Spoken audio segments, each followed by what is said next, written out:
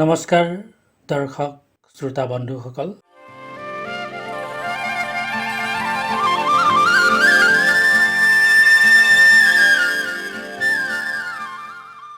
মোৰ এই চেনেলত আছে কবিতা, গল্প, প্ৰবন্ধ আৰু পৰ্যটনৰ কথা। আজিৰ প্ৰবন্ধ কলং।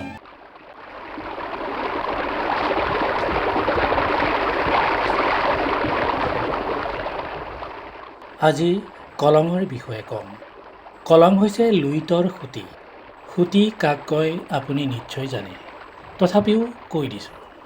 বুৱতী পানী বা নদীয়ে সদায় চমু বাট বিচাৰে। য'তেই সুবিধা পায় বুৱতী পানী বা নৈয়ে চমু বাটেৰে গতি কৰে। এই চমু বাটবোৰেই হৈছে নৈৰ সুঁতি।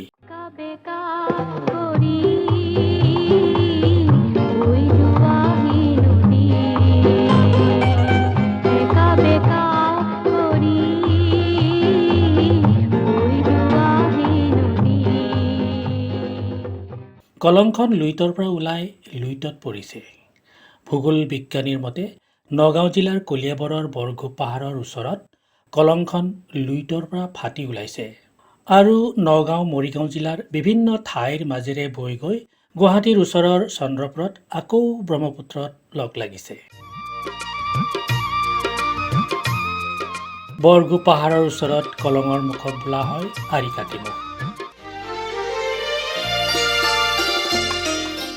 কিংবদন্তীৰ মতে ৰজা আৰিমত্তই ৰাজকাৰ্যৰ পৰা সন্ন্যাস লৈ এই কলংমুখতেই আশ্ৰম পাতি আছিল। আৰিমত্তৰ পুত্ৰ জোঙাল বলো। ৰহাৰ ৰজা আছিল জোঙাল বলো। এবাৰ তেওঁ সৈন্য সামন্তলৈ মৃগয়ালৈ গৈছিল বৰগোপ পাহাৰলৈ। লুইতৰ পাৰৰ এই বৰগোপ পাহাৰ এতিয়াও হৰিণৰ মুক্ত বিচৰণ ভূমি। সেইদিনা আৰিমত্তই গেৰুৱা সাজ পিন্ধি বনৰ মাজত ধ্যানত বহিছিল।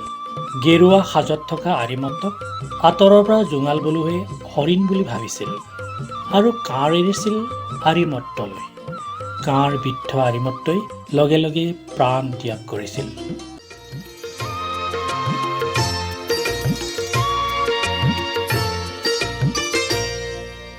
আৰিমত্তক মৰাৰ বাবে কলংখক তেতিয়াৰ পৰাই বোলা হৈছিল আৰিকাতিমুখ।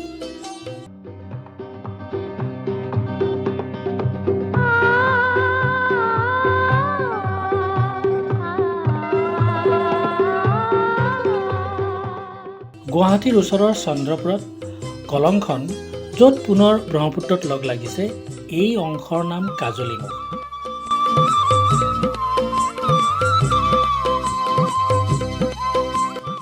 কলং আৰু লুইতৰ পানী মিহলি হৈ কজলা বৰণ ধৰে আৰু কজলা বৰণটো ব্ৰহ্মপুত্ৰৰ বুকুত বহু দূৰলৈকে দেখা যায়। লুইতৰ পানীৰ ৰং কজলা হোৱাৰ বাবে কাজলীমুখ। আহোম ৰাজত্বৰ সময়ত কাজলীমুখ আছিল সামৰিক ঘাটি। লুইতেদি উজাই অহা শত্ৰুৰ গতিবিধিক নিৰীক্ষণ কৰিছিল কাজলী চকীৰ পৰা।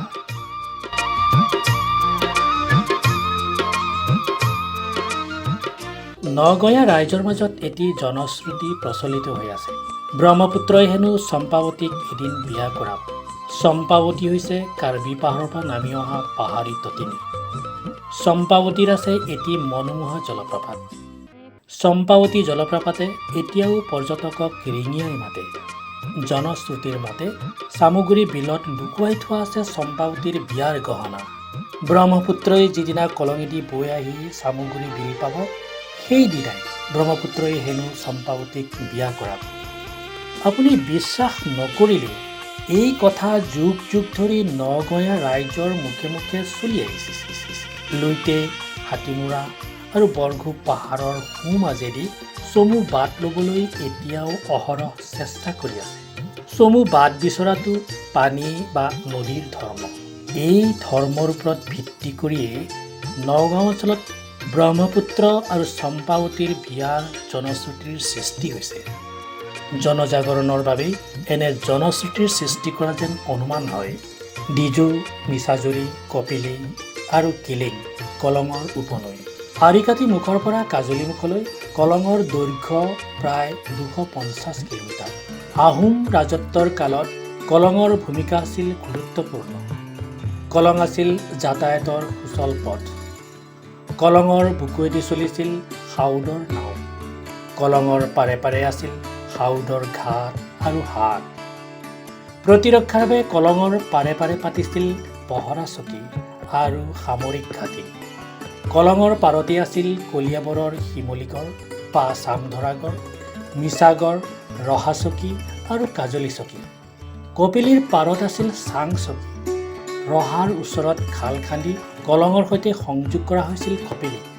ফলত ৰহাচকী আৰু চাং চকীৰ মাজত হৈছিল পোনপটীয়া যাতায়াত।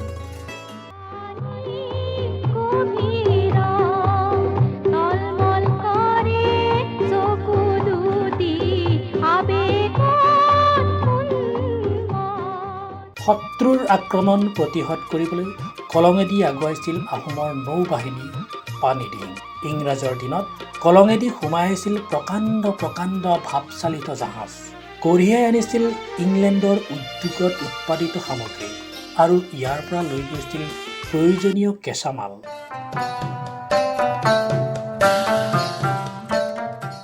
কলং শব্দৰ অৰ্থ আপুনি জানেনে? হয়তো জানে, হয়তো নাজানে। অসমীয়া অভিধানত কলং শব্দৰ অৰ্থ পোৱা নাযায়। কলং শব্দটো কাৰ্বিসকলৰ পৰা আহিছে। কাৰ্বি জনশ্ৰুতিৰ মতে কলঙৰ পাৰে পাৰে আছিল কাৰ্বিসকলৰ বসতি।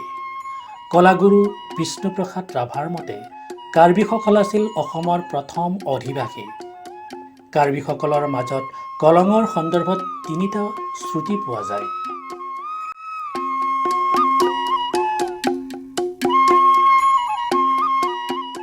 প্ৰথম শ্ৰুতিৰ মতে কেলাং শব্দৰ পৰা কলং হৈছে।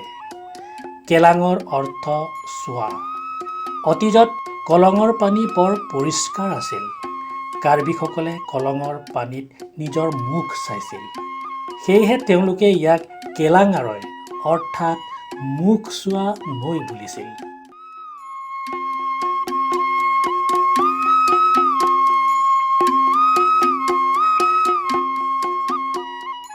দ্বিতীয় শ্ৰুতিৰ মতে কংলং শব্দৰ পৰাহে কলং হৈছে। কংলং শব্দৰ অৰ্থ বাগৰা। পাৰ বাগৰি বোৱাটো কলঙৰ এক চৰিত্ৰ। সেয়েহে এই নৈখনক তেওঁলোকে কংলঙাৰৈ অৰ্থাৎ পাৰ বাগৰি বোৱা নৈ বুলিছিল।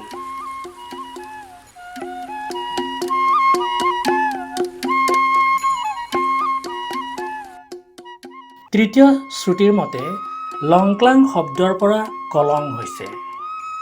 কলঙৰ পানী পৰিষ্কাৰ হোৱাৰ বাবে নৈৰ তলিভাগ দেখা পোৱা গৈছিল। সেয়েহে তেওঁলোকে লংক্লাং আৰৈ অৰ্থাৎ তলি দেখা নৈ বুলিছিল। মানুহৰ মুখ বাগৰি লং শব্দটো নাইকিয়া হৈ ক্লাং আৰৈ হয় আৰু ক্লাং আৰৈৰ পৰা পৰৱৰ্তী সময়ত কলং আৰৈ হয়গৈ।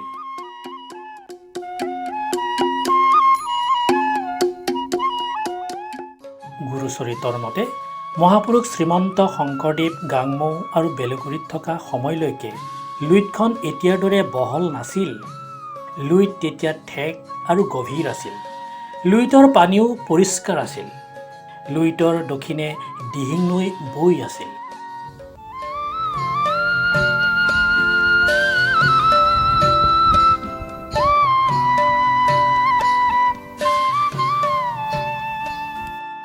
আহোম বুৰঞ্জীৰ মতে স্বৰ্গদেউ চুহুংমুঙৰ ৰাজত্বকাললৈকে দিহিং আৰু লুইত সমান্তৰালকৈ গুৱাহাটীৰ চন্দ্ৰপুৰলৈকে বৈ আছিল।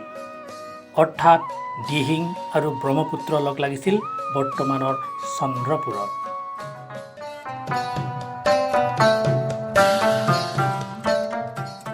ইয়াৰ দ্বাৰা এই কথা প্ৰমাণিত হয় যে দিহিং নৈৰ নামনি অংশক কলং বোলা হৈছিল।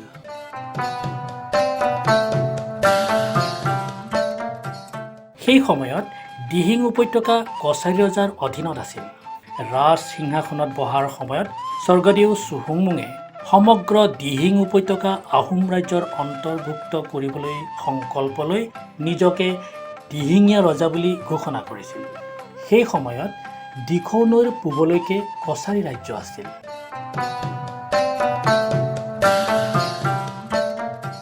কছাৰীক দিখৌ পাৰৰ পৰা লাহে লাহে খেদি নি 1531 খ্ৰীষ্টাব্দত নুমলীগড় দখল কৰিছিল আৰু চন্দ্ৰপুৰলৈকে সমগ্ৰ দিহিং উপত্যকা চুহুংমুঙে নিজৰ ৰাজ্যৰ অন্তৰ্ভুক্ত কৰিছিল।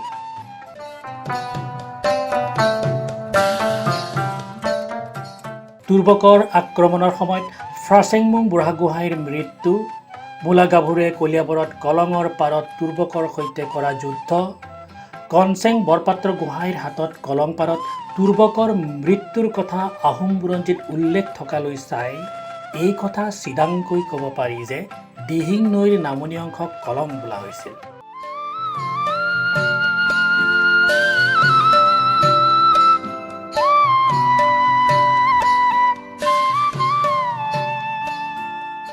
নগাঁও চহৰত হোৱা প্ৰবল বানপানী প্ৰতিৰোধ কৰিবলৈ 1972 চনত বৰঘোপ পাহাৰৰ ওচৰত পকীৰ বান্ধ দি কলঙৰ মুখ বন্ধ কৰা হৈছিল।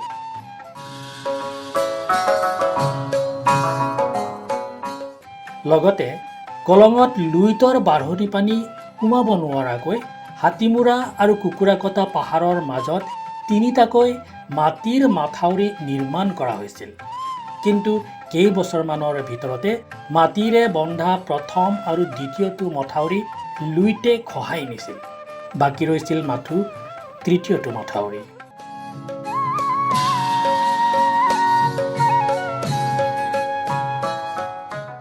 (2004 চনৰ মে' মাহ) বৰঘোপ পাহাৰৰ কাষেদি লুইতৰ পানী সোমাই আহিছিল। শুকাই থকা তাহানিৰ কলঙৰ এৰাখুটিয়েদি লুইতৰ বাঢ়নি পানী আহি তৃতীয়টো মাথাউৰিৰ একেবাৰে কাষেদি ঘূৰি হাতীমূৰা পাহাৰৰ ওচৰত পুনৰ লুইতত লগ লাগিছিল। ভাগ্য ভাল, সেইবাৰ মাথাউৰিটো নাভাগিল।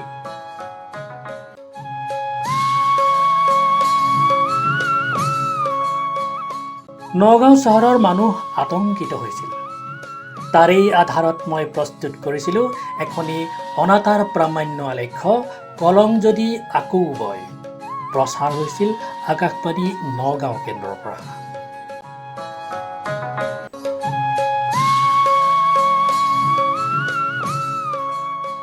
সেই সময়ৰ নগাঁৱৰ জিলা উপায়ুক্ত প্ৰতীক হাজেলাক সাক্ষাৎ কৰি হাতীমূৰা আৰু কুকুৰাকটা পাহাৰৰ মাজত পকীৰ বান্ধ দি চুইচ গেট নিৰ্মাণ কৰি নিয়ন্ত্ৰিতভাৱে কলঙক বোৱাই ৰখাৰ প্ৰস্তাৱ দিছিল।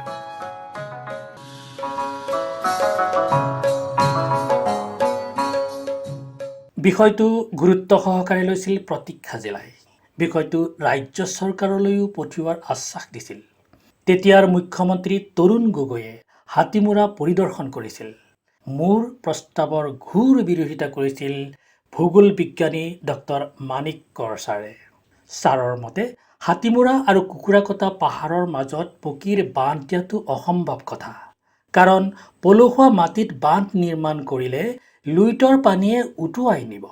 উত্তৰত মই যুক্তি দি কৈছিলোঁ, হাতীমূৰা আৰু কুকুৰাকটা পাহাৰৰ মাজত লুইতৰ জলপৃষ্ঠৰ 50 মিটাৰ তলত আছে আগ্নেয়শিল। কাৰণ কুকুৰাকটা আৰু হাতীমূৰা পাহাৰ আগ্নেয়শিলাৰে গঠিত। আৰু এই পাহাৰ কাৰ্বি আংলং আৰু মেঘালয়ৰ অংশ। গতিকে লুইতৰ জলপৃষ্ঠৰ 50 মিটাৰৰ তলত থকা আগ্নেয়শিলৰ ওপৰত পকীৰ বান্ধ নিৰ্মাণ কৰিব লাগিব। গংগাৰ ওপৰত বান্ধ দি যদি ভাগীৰথীক বোৱাই ৰাখিব পাৰে, তেন্তে কলঙক বোৱাই ৰাখিব নোৱাৰিব কিয়?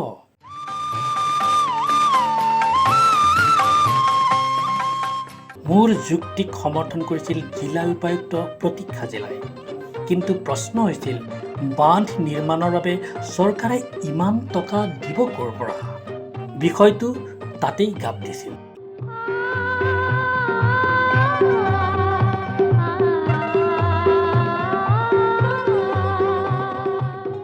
কলঙে বাতৰিৰ শিৰোনাম পুনৰ দখল কৰিছিল 2017 চনৰ 13 আগষ্টত। 12 আগষ্টত লুইতৰ বাঢ়নি পানীয়ে হাতীমূৰা বান্ধটো ভাঙি অতীজৰ দৰেই আকৌ বৈ আহিছিল।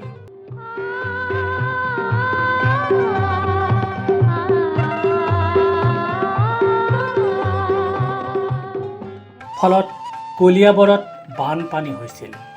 মানুহৰ বিস্তৰ ক্ষতি হৈছিল। 1972 চনত কলঙক ভেটি দিয়াৰ পাছত নগাঁও চহৰত বহুতে কলঙৰ দুয়োপাৰৰ মাটি বেদখল কৰি ঘৰ-বাৰী সাজিছিল। কলং পুনৰ বৈ আহিলে এই ঘৰ-বাৰীবোৰ পানীয়ে উটুৱাই নিয়াৰ আশংকা কৰা হৈছিল।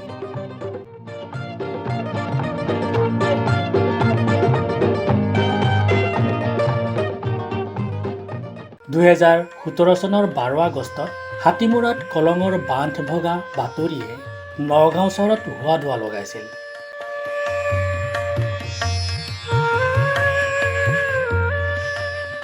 নগঞা ৰাইজৰ চকুত টোপনি নোহোৱা হৈছিল। ভূগোল বিজ্ঞানী ডক্টৰ মাণিক্য ছাৰে কৈছিল, কলঙৰ বান্ধ ভাঙিলে নগাঁও চহৰত 20 ফুট ওপৰলৈকে পানী উঠিব। লুইতৰ বাঢ়নি পানীয়ে নগাঁও চহৰক বুৰাই পেলাব। কিন্তু আশংকা কৰাৰ ধৰণে কলিয়াবৰৰ বাদে আন ঠাইৰ মানুহৰ সিমান ক্ষয়-ক্ষতি নহ'ল।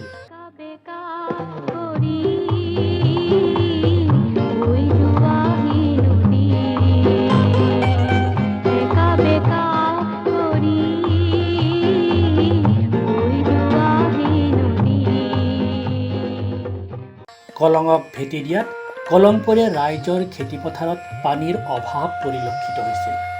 কলং হৈ পৰিছিল ভাৰতৰ ভিতৰতে 71 সংখ্যক আটাইতকৈ প্ৰদূষিত নদী।